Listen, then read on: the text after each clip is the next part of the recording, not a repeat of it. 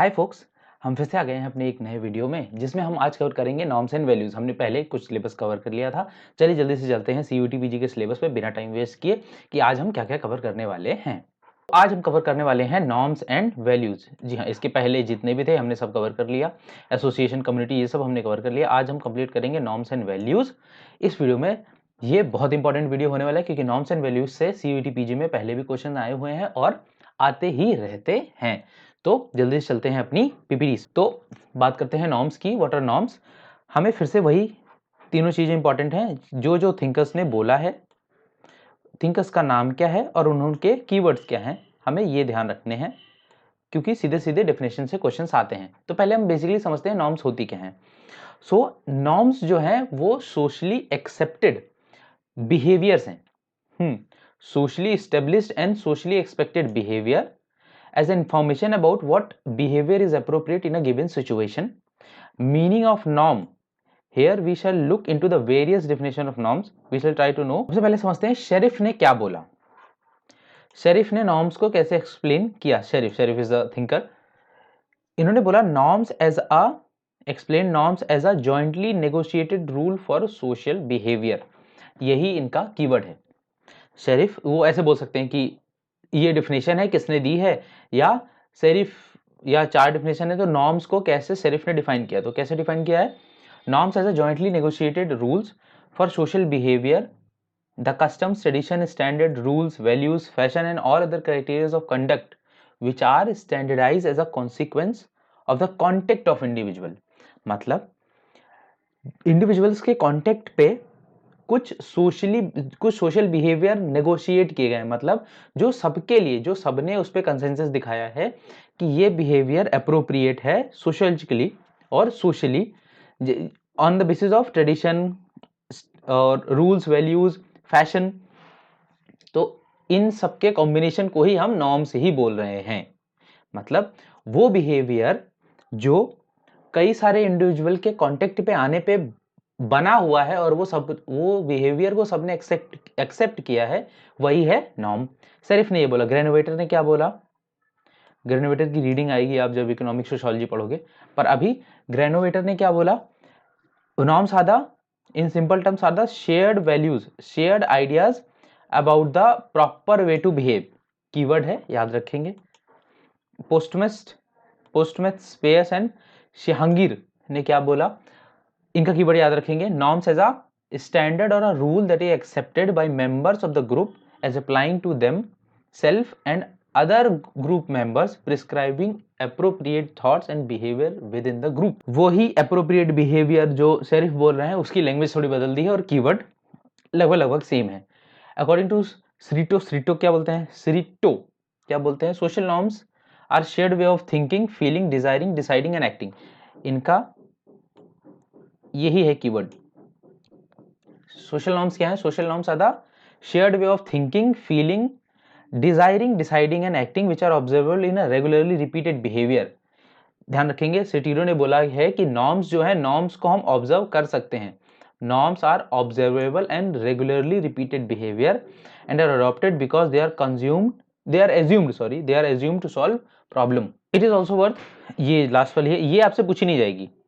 Accepted definition of social norms, ये आपसे पूछी नहीं जाएगी, लेकिन आपको ये पता होनी जरूरी है। Social norms, socially share definition of way people do behave और शुड बिहेव। ठीक है, ये widely accepted definition of norm है। ये अभी हमें नहीं पता किस थिंकर ने दी है, किसने दी है, ये नहीं पूछी जाएगी क्योंकि ये हमारे समझने के लिए है। जो आएगी एग्जाम में वो है जो थिंकर्स ने अपने कीवर्ड के साथ डेफिनेशन दी हुई है, वो इंपॉर्टेंट है। अभी हम आगे बढ़ते हैं टाइप्स ऑफ नॉर्म्स में, जो कि बहुत बहुत इंपॉर्टेंट होने वाला है। टाइप्स ऑफ नॉर्म्स कितने टाइप के होते हैं? So there are group norms and social norm. कुछ ऐसे नॉर्म्स होते हैं जो हम सोशली परफॉर्म करते हैं, कुछ ऐसे नॉर्म्स होते हैं जो हम with in a group perform करते हैं। ठीक है। एक्सप्लिसिट एंड इम्प्लिसिट नॉर्म्स क्या होते हैं? Number 2, divided into explicit and implicit norms. Explicit norms और इम्प्लिसिट नॉर्म्स वो नॉर्म्स होते हैं जो आप सीख लेते हो, आपको उसको सीखने की जरूरत नहीं पड़ती है, बट आप उसको इनफॉर्मल मैनर में सीख ही लेते हो। जैसे जैसे मान लो there is a proper place, या फिर हमें कूड़ा एक ही जगह डालना चाहिए, ये तो हमें सीखना पड़ता है। पर कुछ ऐसे नॉर्म्स हैं जैसे we should respect elders, we respect, तो हम एल्डर्स की रिस्पेक्ट करना सीखते नहीं है, पर हम जैसे इनहेरिटेडली जैसे जैसे बड़े होते हैं हम इस चीज को इनफॉर्मल मैनर में समझ जाते हैं। Number 3, injective norms and descriptive norms. ये क्या होते हैं? इंजेक्टिव नॉर्म्स ये दोनों बहुत इंपॉर्टेंट नॉर्म्स हैं। जी हाँ, ये पूछे गए हैं। और consensus norms and critical norms ये भी इंपॉर्टेंट है। पहले हम समझते हैं इंजेक्टिव और डिस्क्रिप्टिव नॉर्म्स क्या होते हैं। What others think when we are concerned about what others thinks we should do or we should not do in a given situation in order to either get others approval or to avoid their disapproval in regard it is regarded as injective norms। मतलब जब हमें ये लगता है कि हम ये काम करेंगे और हम ये नॉर्म फॉलो करें दूसरों के अप्रूवल के लिए और उनके डिसअप्रूवल से बचने के लिए। जैसे मान लो आसपास कोई डस्टबिन नहीं है और तुमने कुछ पैकेट से कुछ खाया और तुम्हारा मन कर रहा है कि तुम फेंक दो, ऐसे ही कहीं किसी भी जगह फेंक दो, लेकिन क्योंकि बहुत सारे लोग देख रहे हैं और तुम उनके वो डिसअप्रूवल से बचना चाहते हो कि they might disapprove you, because if you समझ लो कि तुम एयरपोर्ट पे हो, मान लो दिल्ली एयरपोर्ट पे हो और तुम देख रहे हो कि अगल बगल सब सफाई है, you are the only one who are throwing garbage here and there, तो तुम्हारा इंजेक्टिव नॉर्म्स आएगा कि तुम उनका डिसअप्रूवल नहीं लेना चाहते हो, इसीलिए तुम जाके कूड़ा फेंकोगे डस्टबिन में। सो ये क्या है? ये है इंजेक्टिव नॉर्म। डिस्क्रिप्टिव नॉर्म्स क्या होते हैं? डिस्क्रिप्टिव नॉर्म्स पढ़ते हैं।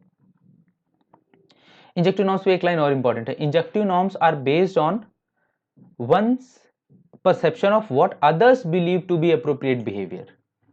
ठीक है। On the other hand informational social influence is one in which we accept information obtained from another as an evidence about the reality. These are the descriptive norms which are concerned with individuals' perception and belief about the prevalence of others' behavior, about what others do in a specific situation। मतलब descriptive norms क्या है? जैसे मान लो तुम्हें किसी चीज को order देना है या तुम्हें किसी चीज का ऑर्डर देने का परमिशन मिला या तुम किसी अथॉरिटेटिव पोजीशन पे बैठे हो जहां पे तुमको कोई डिसीजन लेना है। तुमने उस डिसीजन लेने में क्या किया? तुमने पहले हिस्टोरिकल कॉन्टेक्स्ट उठाए और तुमने ये देखा कि मेरी पोजीशन पे जो पहले थे, जैसे मान लो तुम किसी जगह के, मान लो तुम पुलिस इंस्पेक्टर हो, तुम्हारा अभी नया नया ट्रांसफर हुआ है एक जगह, तो तुम्हारे पास कोई केस आया तो तुम पहले वो देखोगे कि पहले के लोगों ने या पहले के पुलिस इंस्पेक्टर ने जो यहाँ पे था उसने इस केस में क्या किया है, तुम उसी के हिसाब से अपने आप को ढालोगे। तो ये हो गया डिस्क्रिप्टिव नॉर्म्स। आगे consensus norms versus critical norms. Consensus norms होते हैं जिसमें तुम रीजन नहीं ढूंढते हो किसी चीज का। कंसेंसस नॉर्म जैसे पंडित जी ने बोल दिया कि 11 रुपए का दक्षिणा चढ़ानी है, तो तुम उनसे ये नहीं पूछोगे क्यों 11, क्यों 12, क्यों 13, 11 बोला ही 11 चढ़ा दोगे। क्रिटिकल नॉर्म्स वो नॉर्म्स होती हैं जहां तुम रीजन करोगे, तुम उसका एक्सपेरिमेंट करके उसका रिजल्ट देखोगे, उसका कॉज एंड इफेक्ट देखोगे, तब उस पर बिलीव करोगे, वो होती हैं क्रिटिकल नॉर्म्स। यही इस पूरे पैरा में लिखा हुआ है। अब हम समझते हैं characteristics features of social norms. Characteristics features of social norms समझ लो, बहुत इंपॉर्टेंट है नहीं, लेकिन फिर भी हम एक बार समझ लेंगे। ये क्या करते हैं? एक इंपॉर्टेंट यही है, सोशल नॉर्म्स जो हैं वो कंट्रोल करते हैं वायलेटर्स को। मतलब अगर सब नॉर्म्स को फॉलो करने लगेंगे तो वायलेशन नहीं होगा। For example there is a norm कि तुम्हें लेफ्ट साइड में ही ड्राइव करना चाहिए, ये नॉर्म है, ये वैल्यू नहीं है। You should drive on a left side, ये नॉर्म है। अभी हम नॉर्म्स एंड वैल्यूज में डिफरेंस समझेंगे, जो कि सबसे इंपॉर्टेंट पार्ट है इस पूरे वीडियो का।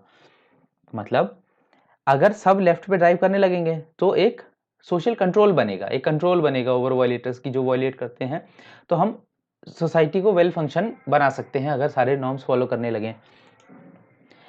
अच्छा, नॉर्म्स डेवलप कैसे होती हैं? इंटरेक्शन और कम्युनिकेशन से, अभी हमने समझा। कल्चरल स्पेसिफिसिटी होती है, ठीक है। Social norms are dynamic, norms बदलती भी रहती हैं। जैसे one of the greatest example is that 2012-13 के बाद से फिर हमने देखा कि 2012-13 में निर्भया केस हुआ, फिर उसके बाद नए नॉर्म्स आए, रेप को लेके नए नॉर्म्स आए। तो ऐसे नॉर्म्स बदलते भी रहते हैं। और टू वे कोऑपरेशन, ठीक है। अभी समझते हैं वैल्यूज क्या है। नॉर्म्स तो हम समझ गए, अब हम समझते हैं वैल्यूज क्या होती हैं इन सोशल साइंसेस। तो वैल्यूज जो है वो बहुत एब्स्ट्रैक्ट हैं और बहुत ब्रॉड हैं। मतलब एक वैल्यू बहुत सारे नॉर्म्स को बना सकती है। जैसे एक वैल्यू है डिसिप्लिन। अभी डिसिप्लिन जो वैल्यू है उससे कई सारे नॉर्म्स बन सकते हैं। जैसे या फिर मान लो एक वैल्यू है क्लीननेस। क्लीननेस ये वैल्यू है कि हमें क्लीननेस को फॉलो करना है। अब इससे नॉर्म्स कैसे बने? हमें सारा कूड़ा गार्बेज में ही डालना है। दूसरा, हमें साफ सफाई रखनी है अपने घर में, हमें झाड़ू लगानी है, हमें आसपास के गार्डन एरिया को साफ रखना है, जितनी भी धूल वाले इलाके हैं वहाँ पे पेड़ पौधे लगाने हैं। पेड़ पौधे लगाना, सफाई करना, ये सब नॉर्म है। पर वो सारे के नॉर्म की जो बेसिस है वो वैल्यू कौन सी है? क्लीनिनेस। तो ये डिफरेंस है नॉर्म्स एंड वैल्यूज में। नॉर्म्स एंड वैल्यूज एक दूसरे के एंटी नहीं है, ये एक दूसरे के कॉम्प्लीमेंट्री हैं।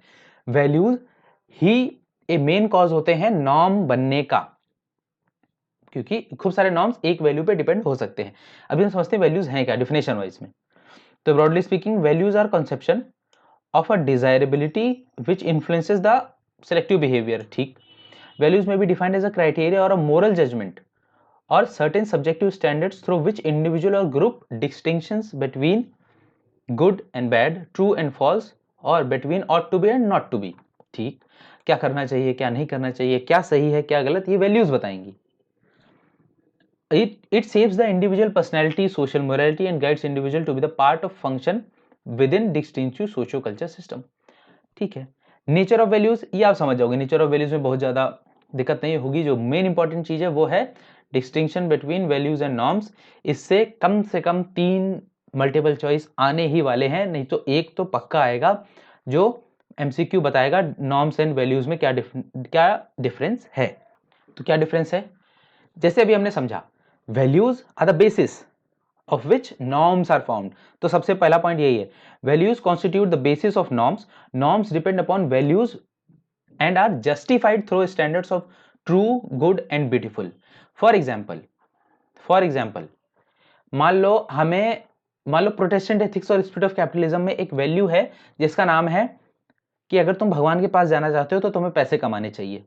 ठीक है, ये है वैल्यू। पर कैसे पैसे कमाने चाहिए ये भी वैल्यू ही बताएगा कि तुम्हें चोरी नहीं करनी चाहिए, तुम्हें अपने वैल्यू जनरेट करनी चाहिए जिससे लोग तुमको पैसे देंगे। तुम्हें लोगों की हेल्प करके, उनकी एक प्रॉब्लम सॉल्व करके तुमको जो पैसा मिले वो सही पैसा है। तो ये ट्रू, गुड, ये किसने बताया? ये वैल्यूज ने बताया। अब जो तुम कमाने के लिए करोगे वो नॉर्म्स होंगी। अब आगे, relatively speaking values are more general abstract than norms. Norms are relatively more specific. ठीक बात, अभी हमने समझा कि वैल्यूज आर मोर जनरल, मतलब ऑनेस्टी, इंटीग्रिटी और क्या बोलते हैं, ऑनेस्टी हो गया, इंटीग्रिटी हो गया। इंटीग्रिटी तो सबसे बड़ी वैल्यू है, उससे तो फिर तो कोई दिक्कत है। एटीट्यूड और क्लीनिनेस, मोरालिटी। मोरालिटी मतलब आर यू मोरल नॉट, ये सब तो ये ब्रॉड वैल्यू हो गई। पर जो नॉर्म्स हैं वो बहुत ज्यादा स्पेसिफिक हैं। फॉर एग्जांपल ऑनेस्टी है, बट नॉर्म्स क्या है? You should do what you are asked to do, you will not tell a lie. ये हो गई नॉर्म। अब norms provide specific rule about what should be done, what not should be done by various kinds of factors in particular situation। on the other hand, values are abstract standards of desirability so that they are relatively independent of specific situation। ठीक, norms depends on situation but values are more general, so they are not depend on a specific situation, they are independent of situation। मतलब no matter what values will become same। मतलब values उतना ज्यादा बदलेंगी नहीं, values के basis पे norms बदल सकते हैं कई सारे। आगे, since values are more general the same value may be embedded for a wide variety of norms. हम इसकी बात कर चुके हैं। जैसे the value of respect and obedience to superior underlines various set of norms related to widely different institutions such as family, military, administrative, political and religious organisation. इसका क्या मतलब हुआ? मतलब मान लो हमने एक वैल्यू ली रिस्पेक्ट और ओबीडियंस की, मतलब हमें लोगों की रिस्पेक्ट करनी चाहिए, हमें उनकी बात माननी चाहिए। अब इसी को हम डिफरेंट इंस्टीट्यूशन में नॉर्म्स बना सकते हैं। फॉर एग्जांपल फैमिली में हमें बड़ों की इज्जत करनी चाहिए, उनकी बात माननी चाहिए। मिलिट्री में हमें अपने उस्ताद की बात माननी चाहिए। उस्ताद मतलब हमसे जो एक लेवल ऊपर है या हमारे जो सीनियर है।